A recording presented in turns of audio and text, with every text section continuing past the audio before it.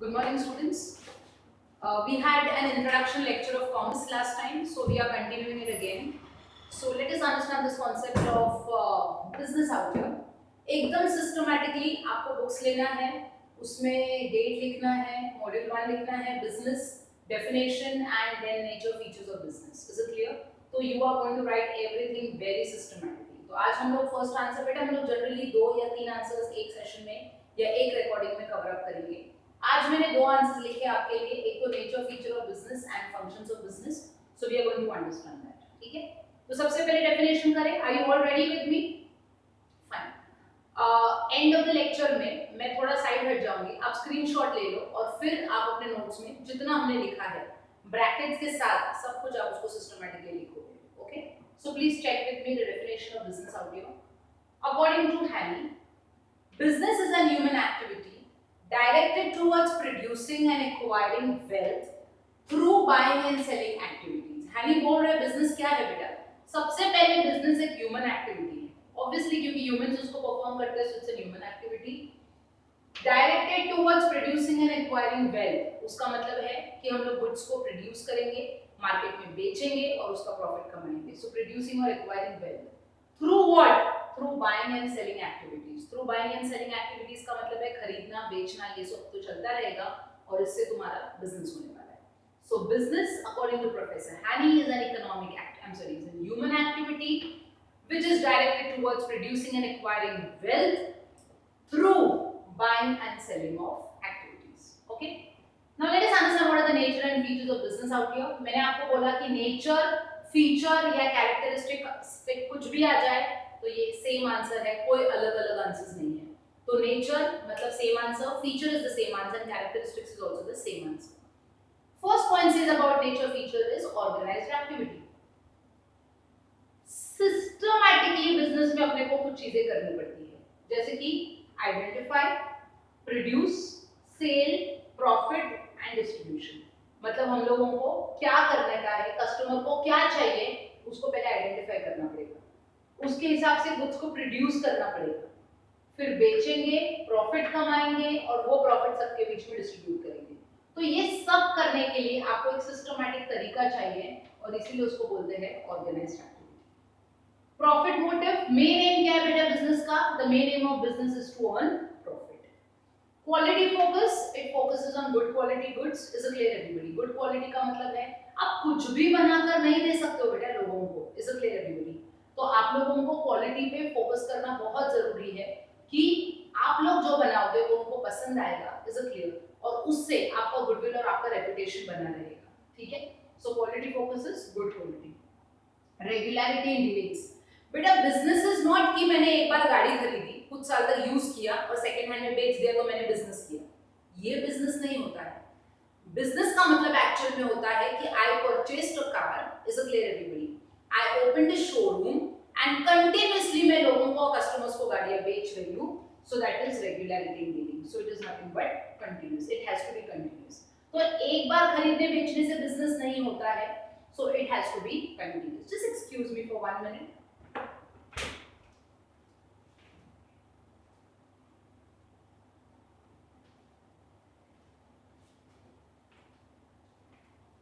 Okay, so it says regularity in dealings में continuous in dealings होना चाहिए. Risk and uncertainties, बेटा business में हमेशा तेरे को प्रॉफिट नहीं होगा, कुछ रिस्क और अनसर्टेनिटीज भी होंगे. मैंने कुछ एग्जांपल्स लिखे हैं, जैसे कि लॉस हो सकता है, फैक्ट्री प्रीमाइसेस में आग लग सकती है, गुड्स चोरी हो सकते हैं, मार्केट में रिसेशन या इन्फ्लेशन आ सकता है, या कंपटीशन बढ़ सकता है.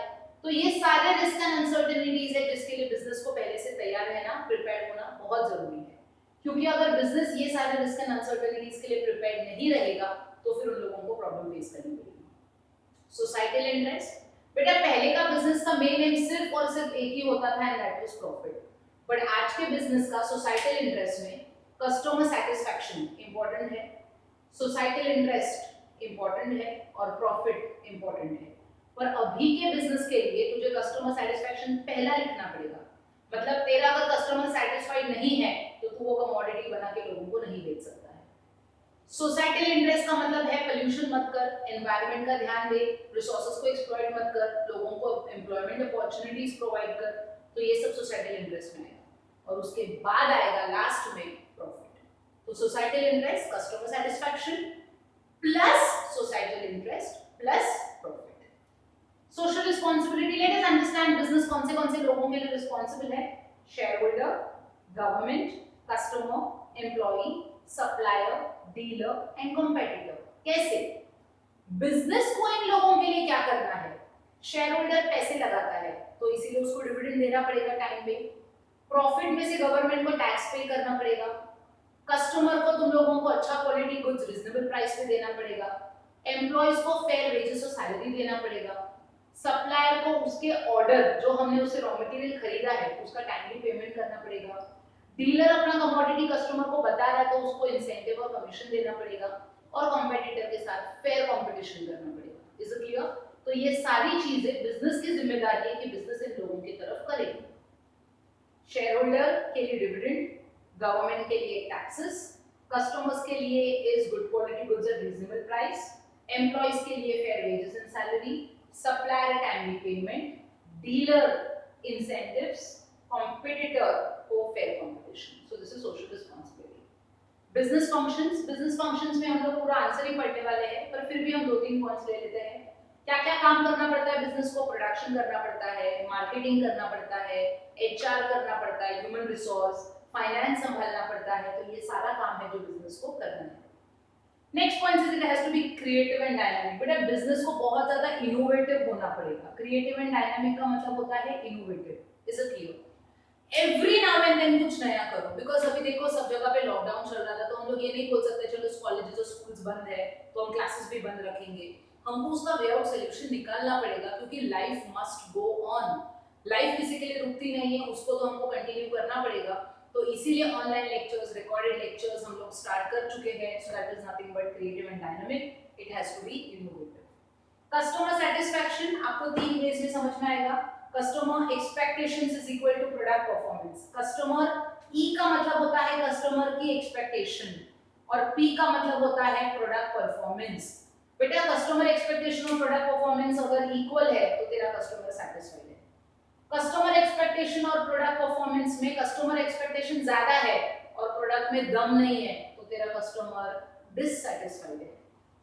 कस्टमर एक्सपेक्टेशंस से भी ज्यादा प्रोडक्ट परफॉर्मेंस है, प्रोडक्ट में बहुत अच्छा दम है तो तेरा कस्टमर डिलाइटेड है, बहुत ज्यादा खुश है। सो CE is equal to PP, your customer is satisfied. CA is more than PP, dissatisfied. C is less than PP, the customer is delighted. That is called as customer satisfaction. Degree of scale में तू अलग अलग type का business start कर सकता है। इसका जरूरी नहीं है कि तेरे को एक ही टाइप का बिजनेस करना है। तेरे पास पैसा कितना है, तेरे पास रिसोर्सेज कितने हैं, तेरे पास लोग कितने हैं, उसके हिसाब से स्मॉल, मीडियम या लार्ज इंडस्ट्रीज के सेटअप के लिए तुम जा सकते हो। जैसे तुम सोल ट्रेडिंग कंसर्न कर सकते हो, पार्टनरशिप फॉर्म कर सकते हो, cooperative society, joint stock company, तेरे पास बहुत सारे ऑप्शंस है, तुम उससे कोई भी एक सिलेक्ट कर सकते हो। And the last is government control. Government control के लिए गवर्नमेंट ने बहुत सारे एक्ट्स बना के रखे हैं। इंडियन कंपनीज एक्ट है, कंपटीशन एक्ट है, इंडियन कॉन्ट्रैक्ट एक्ट 1872 है, is clear everybody, environmental protection act है। तो गवर्नमेंट ने ये सारे एक्ट बना के रखे हैं ताकि बिजनेस कहीं पे भी किसी भी चीज का गैर फायदा ना उठाए या गलत तरीके से काम ना करे। Is clear? तो बिजनेस को सही तरीके से काम करने के लिए गवर्नमेंट ने ये सारे एक्ट्स बना के रखे हैं ताकि गवर्नमेंट उसको अच्छी तरह से कंट्रोल कर सके। और बिजनेस अगर कुछ गलत कर भी रहा है तो फिर हम उसको रोक सकते हैं और फिर हम देख सकते हैं कि ये कुछ भी गलत ना हो। I repeat, features of business में it's an organized activity, profit motive, quality focus, regularity in dealings, risk and uncertainties, societal interest, social responsibility, business functions, creative and dynamic, customer satisfaction, degree of scale and government control. I'm just getting side for 1 second. आप लोग ये सारे nature and features के points पढ़ लो, एक बार देख लो और फिर हम लोग functions को start करेंगे. Okay?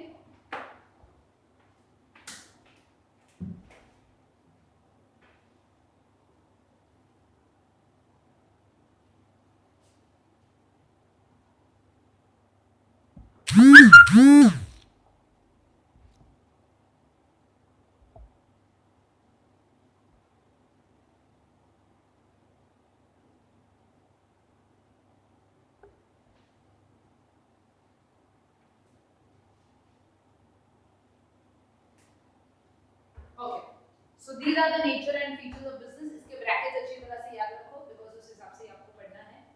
Now we start with the functions of business outlook. कौन से अलग अलग फंक्शंस है, मतलब बिजनेस को क्या क्या काम करने पड़ते हैं. सबसे पहले वाला प्रोडक्शन. प्रोडक्शन का मतलब होता है conversion of raw materials into finished products. जैसे कि मेरे पास कॉटन है और कॉटन का प्रोडक्शन करके मैंने कॉटन को क्लॉथ में कन्वर्ट किया, तो उसको प्रोडक्शन बोलते हैं. मेरे पास कॉटन था, रॉ मटेरियल था, उसको जब मैं प्रोडक्शन करूंगी तो उससे कपड़ा बनेगा. So cotton into cloth. Inventory management. Inventory management में ओवर स्टॉकिंग और अंडर स्टॉकिंग का प्रॉब्लम नहीं होना चाहिए.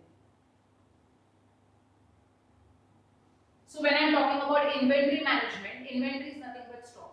तो inventory management में over stocking और under stocking का problem नहीं होना चाहिए. Over stocking का मतलब है कि जरूरत से ज्यादा और under stocking का मतलब है जरूरत से कम. मतलब मेरे पास ऑलरेडी प्रोडक्शन का गुड्स पड़ा था और मैंने स्टॉक बना के रखा तो वो ओवर स्टॉक हो गया. अंडर स्टॉकिंग का मतलब है लोग डिमांड कर रहे हैं पर मैं उतना प्रोडक्शन नहीं कर पा रही, तो उसको अंडर स्टॉकिंग बोलते हैं. तो ये दोनों एक्सट्रीम सिचुएशन है, ये नहीं होना चाहिए.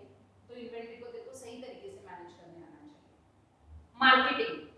मार्केटिंग में 4 P's याद रखने के बेटा. सबसे पहला P है product, price, place and promotion. इसको बोलते हैं 4 P's of marketing. Product, price, place, promotion. Product का मतलब होता है there should be the right commodity and the right product. It should be sold at right price. It should be sold at right place, and it should be sold at right promotion. मतलब proper advertising methods and everything has to be used, so that is promotion. So product, price, place, and promotion. So these are the 4 P's in marketing. Okay. Next is sales. Sales का मतलब होता है आप लोग salesmanship के लिए जा सकते हैं. You can go for salesmanship or you can go for personal selling. Salesmanship का मतलब है वो बंदा जो घर घर जाके तुम्हारा कमोडिटीज बेचेगा, तो उसको सेल्समैनशिप बोलते हैं.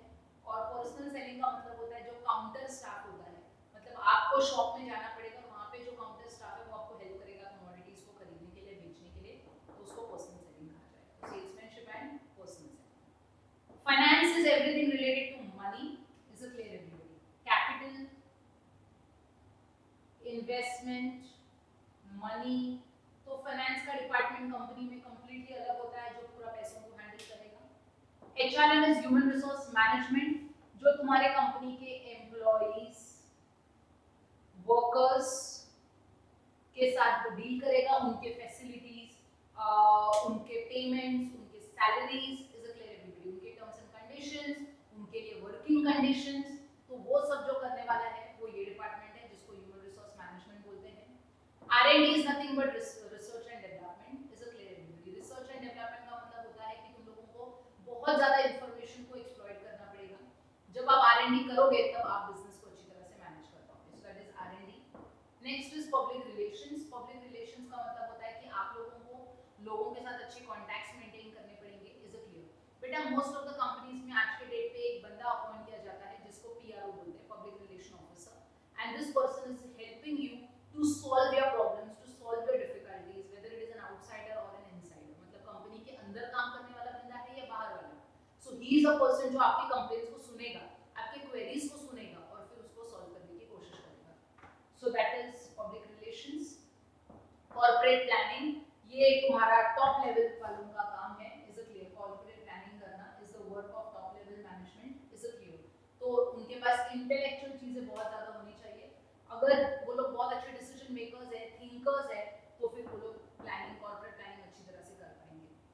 And the last is CSR, जिसको बोलते हैं corporate social responsibility. I will just write down the full form of it. It is called as corporate social responsibility. तो उसको CSR कहा जाता है. That is corporate social responsibility. CSR का मतलब होता है कि जैसे अभी के टाइम पे नरेंद्र मोदी साहब की जो भी PMO फंड को कंट्रीब्यूट करेगा तो उसको हम लोग CSR में कैलकुलेट करवाएंगे, उसके बिजनेस को हम कैलकुलेट करवाएंगे. तो when Tata has contributed so much of amount of money corona virus के पेशेंट्स के साथ डील करने के लिए, उनको फाइट करने के लिए, गवर्नमेंट को हेल्प पीएमओ फंड में टाटा ने कंट्रीब्यूट किया, so Tata is being calculated under CSR, that is corporate social responsibility. उनके ग्रेडिंग्स और उनके पॉइंट्स बढ़ जाते हैं because they are helping government to fight against such an threatful disease, so that is nothing but corporate social responsibility. Is it okay? तो business, आज के business को सीएसआर पे फोकस करना बहुत ज्यादा मैंडेटरी हो गया है। Is it clear everybody? Because अगर वो लोग ये चीज पे फोकस नहीं करेंगे तो फिर वो लोग लोगों के बारे में नहीं सोच रहे और फिर वो सोशल रिस्पांसिबिलिटी और सोसाइटल इंटरेस्ट को भी फुलफिल नहीं कर रहे। तो अगर उनको ये करना है तो उनको सोशल रिस्पांसिबिलिटी और सोसाइटल इंटरेस्ट दोनों पे फोकस करना जरूरी है। So we understand back again with all the functions of business: production, conversion of raw materials into finished product, inventory management is stock, जो भी तेरा स्टॉक है उसको तुम मैनेज करते हो तो उसको इन्वेंटरी मैनेजमेंट बोलते हैं। ये एक्सट्रीम सिचुएशंस नहीं होनी चाहिए ओवर स्टॉकिंग और अंडर स्टॉकिंग की। Marketing is product, place, price, promotion. Right product, right price, right place, right promotion, तो उसको 4 P's कहा जाता है। सेल्स, आप लोग सेलिंग के लिए salesmanship, personal selling, advertising, publicity कुछ भी यूज कर सकते हो। फाइनेंस, कैपिटल इन्वेस्टमेंट और पैसों के साथ खेलना, सो that is basically finance. HRM is employees, workers को मैनेज करना तेरी कंपनी में, उनका सैलरी, उनका पेमेंट, उनके फैसिलिटीज, उनके वर्किंग कंडीशंस, उनके वर्किंग आवर्स, ये सब कुछ एचआरएम वाले मैनेज करते हैं। रिसर्च एंड डेवलपमेंट, आपको बहुत ज्यादा आरएनडी करना पड़ेगा। बेटा मार्केटिंग, रिसर्च और आरएनडी में फर्क है। अगर मैं बोलूं आरएनडी, तो जब नया कमोडिटी मार्केट में पहली बार आता है तो फिर उसको आरएनडी बोलते हैं। और अगर तूने ऑलरेडी तेरा कमोडिटी मार्केट में लॉन्च कर दिया है पर कुछ इश्यूज है उसके लॉन्च में, इज इट क्लियर एवरीबॉडी? कुछ फेल हो गया है, इज इट क्लियर? तो उसका प्रोडक्ट बराबर नहीं है, प्राइस बराबर नहीं है, प्रमोशन टेक्निक्स बराबर नहीं है, तो फिर जो तुम रिसर्च करोगे तो उसको मार्केटिंग रिसर्च बोलते हैं। So research and development is different and marketing research is different, तो उसको आरएनडी कहा जाता है। Public relations is nothing but how are you going to deal with the public, the outsiders and the insiders, उनके complaints, उनके disputes, उनके queries, तुम किस तरह से सुनते हो उसको आंसर करते हो। कॉर्पोरेट प्लानिंग टॉप लेवल के पे किया जाता है, is a clear everybody? They are very much intellectually strong, good decision makers, so that is why corporate level planning is done at the top level. And CSR is corporate social responsibility.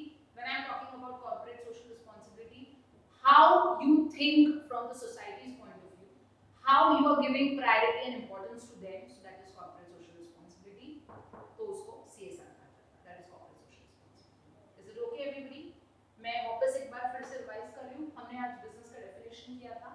It says according to Haney, business is a human activity directed towards producing and acquiring wealth through buying and selling of activities. फिर हमने nature और features किया business का। बेटा characteristics आएगा तो भी वो सेम आंसर है।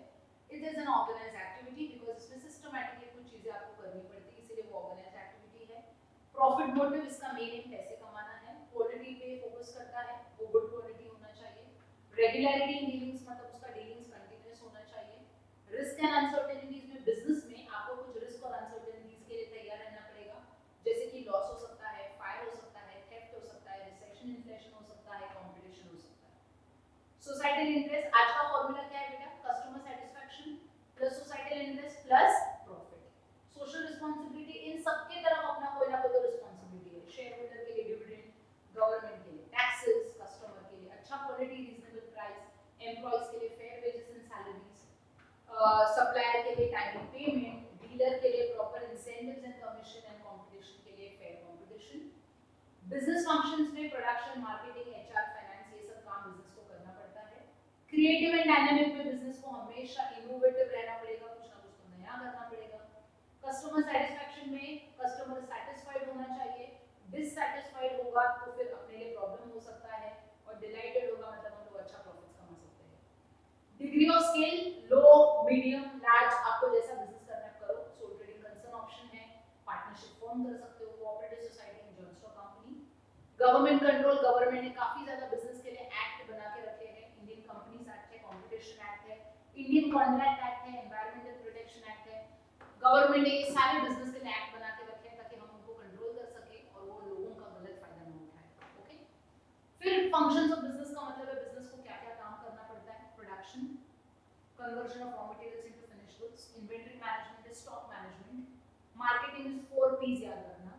सेल्स का मतलब होता है बेचने के लिए क्या क्या करना पड़ेगा, salesman, personal selling, advertising, publicity, sales promotion, हम कुछ भी कर सकते हैं। फाइनेंस, अपने पैसों को HRM अपने एम्प्लॉयज और वर्कर्स का ध्यान रखना, R&D इंफॉर्मेशन कलेक्ट करना रेगुलर बेसिस पे ताकि हम किसी भी तरह की कोई गलती ना करें, पब्लिक रिलेशन अंदर और बाहर वाले दोनों की कंप्लेंट क्वेरीज को सुनना, उसको सॉल्व करके देना, कॉर्पोरेट प्लानिंग ये टॉप लेवल करता है, अगर वो लोगों ने प्लानिंग अच्छी तरह से नहीं किया तो बिजनेस अच्छी तरह से फंक्शन नहीं हो पाएगा।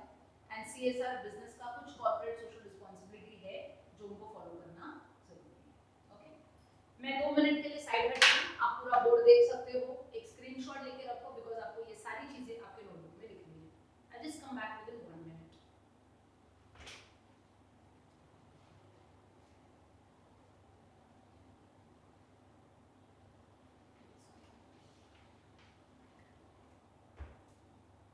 Okay students, so this is the first lecture of commerce. I hope you have understood. You can watch the videos again and again so that the concept is more clear. Fine. See you in the next session.